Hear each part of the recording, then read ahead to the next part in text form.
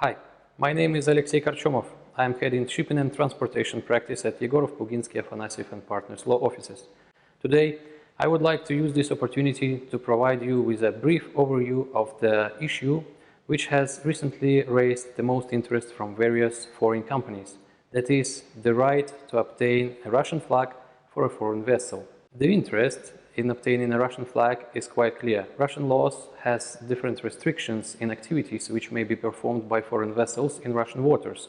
For example, such activities as cabotage or transportation of different kinds of products in the Russian Arctic waters may be performed only by Russian vessels.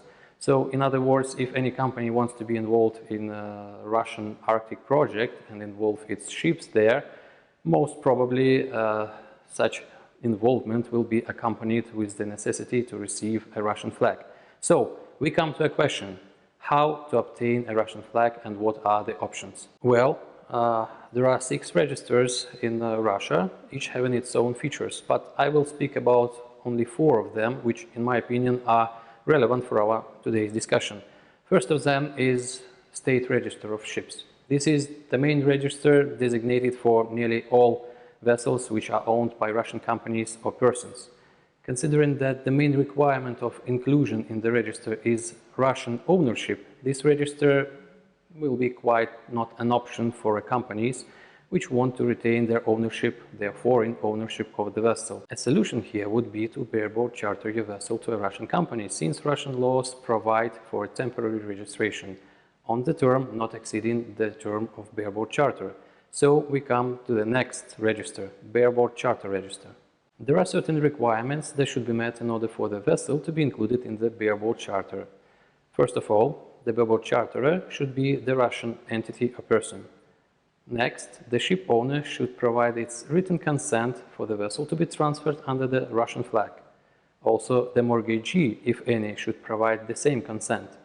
The legislation of the ship owner should provide for reflagging option, and by the time of obtaining the right to fly the Russian flag, the right to fly the foreign flag should be suspended.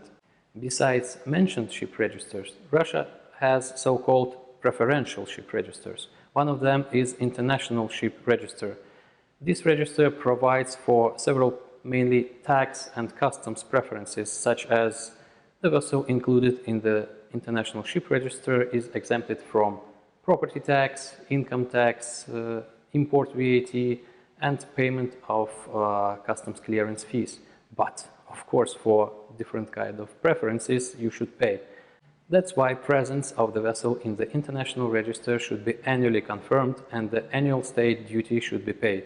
Amount of this state duty depends on the vessel's size, we mean her gross tonnage. You should know that not every vessel is eligible to be registered in the International Register.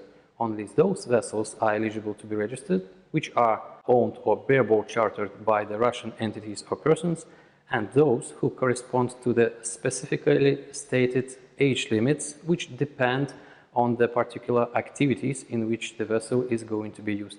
Just for example, the vessels which are used for international carriage of goods may be registered in International Register of Ships only if they are under 15 years old. It is an interesting point here that even after registration, if the vessel becomes older than the restricted age, it still may fly the Russian flag, provided that after registration the vessel did not lose her right to fly the Russian flag by any reason. The second preferential register is the Russian Open Register of Ships. This register was specifically introduced for the ships which belong to foreign companies, but this is not a straightforward rule. A known foreign company and bareboat chartering foreign company should first redomicile in special administrative region in Russia and gain the special status of international company, which implies investments in Russia and meeting of other rather specific conditions. As for the preferences, they are mainly the same as those prescribed for vessels included in the International Register, except payment of customs clearance fees.